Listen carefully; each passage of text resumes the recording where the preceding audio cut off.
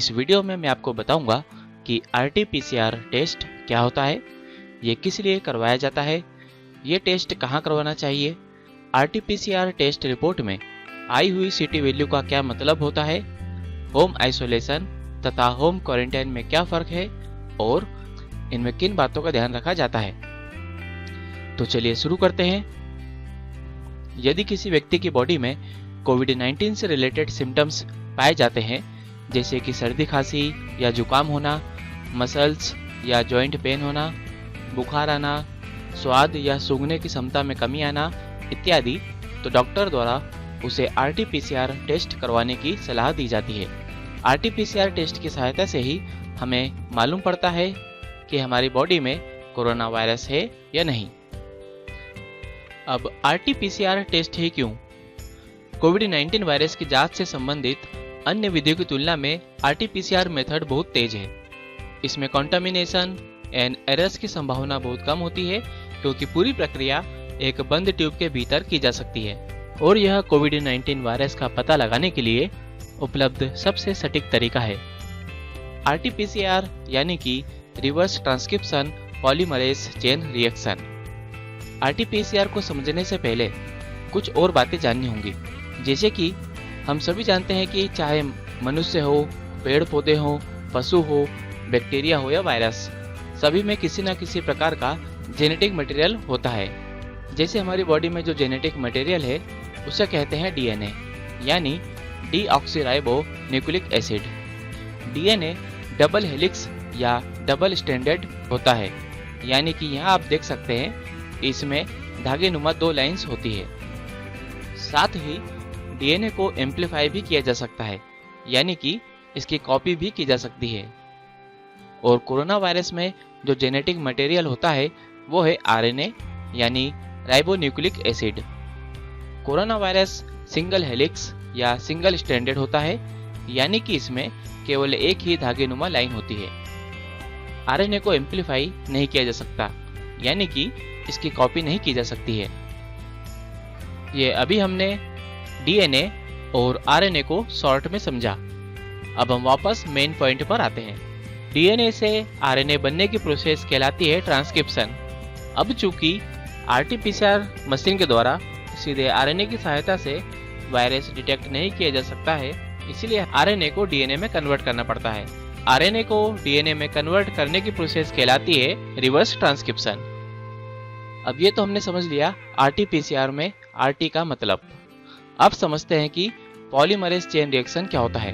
Polymer उन enzymes को कहा जाता है जिनकी हेल्प से DNA की कॉपी बनती है, और चेन रिएक्शन में ये कॉपी 1 से 2, 2 से 4 होती जाती है और बढ़ती जाती है।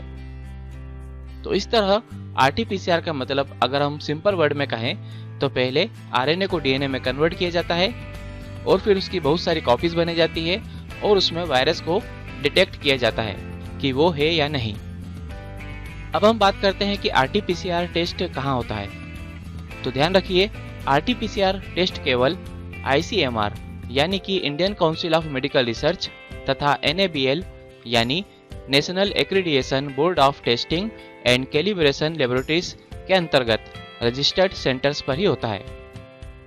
इस टेस्ट में श्वास नली के लिक्विड और मुंह के लार के सैंपल को स्वाब की सहायता से कलेक्ट किया जाता है, क्योंकि नाक और गले का निचला हिस्सा ये 2 ऐसी जगह हैं जहां वायरस के मौजूद होने की संभावना अधिक होती है। सैंपल लेने के बाद स्वाब को ऐसे सॉल्यूशन में डाला जाता है जिनसे कोशिकाएं रिलीज होती हैं या कोशिकाएं स्वाब से अलग हो जाती हैं। अब हम जानेंगे RT-PCR टेस्ट रिपोर्ट में जो CT वैल्यू आती है उसका क्या मतलब होता है। CT वैल्यू का मतलब है cycle threshold value. CT value के आधार पर ही कोरोना वायरस की स्टेज और इन्फेक्शन का पता चलता है। ICMR यानी कि Indian council of medical research की गाइडलाइंस के मुताबिक CT वैल्यू का कट ऑफ 35 है, यानी कि अगर CT वैल्यू 35 से कम हो तो पेशेंट पॉजिटिव माना जाएगा और अगर CT वैल्यू 35 से अधिक है तो पेशेंट नेगेटिव माना जाएगा। जब RT-PCR टेस्ट मशीन में सैंपल डाला जाता है तो मशीन द्वारा RNA से DNA बनता है और फिर उसकी बहुत सारी कॉपीज होती जाती है। एक साइकिल में या आसान भाषा में कहें तो एक राउंड में लगभग 1 बिलियन कॉपी बनाई जाती है और फिर उसे चेक किया जाता है कि उसमें कोरोना वायरस है या नहीं।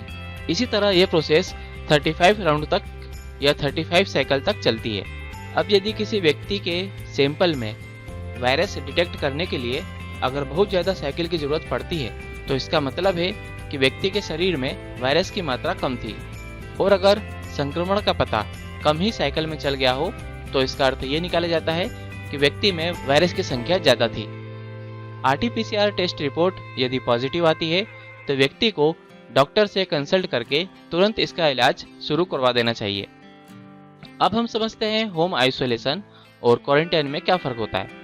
यदि आपको हल्के या मामूली लक्षण दिखे तो होम क्वारंटाइन किया जाता है और यदि टेस्ट कराने के बाद आपकी रिपोर्ट पॉजिटिव आती है तो आपको होम आइसोलेट किया जा सकता है। जिनकी उम्र 60 साल से ज़्यादा है या जो गंभीर रोगों से ग्रस्त हैं वो अगर कोरोना पॉजिटिव पाए जाते हैं तो पूरे चेकअप के बाद ही डॉक्टर उन्हें होम आइसोलेशन की इजाज़त दे सकते हैं। HIV, कैंसर पेशेंट या ट्रांसप्लांट सर्जरी करवाए लोगों के लिए होम आइसोलेशन का प्रावधान नहीं है, उन्हें हॉस्पिटल में ही अपना ट्रीटमेंट करवाना होगा।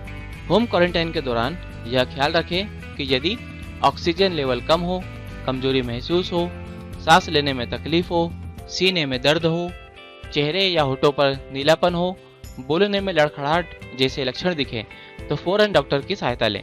होम आइसोलेशन के दौरान परिवार के बाकी सदस्यों के साथ कपड़े, बर्तन या अपने इस्तेमाल की अन्य चीज़ें शेयर न करें। अलग रहें और पोषण आहार लेते रहें।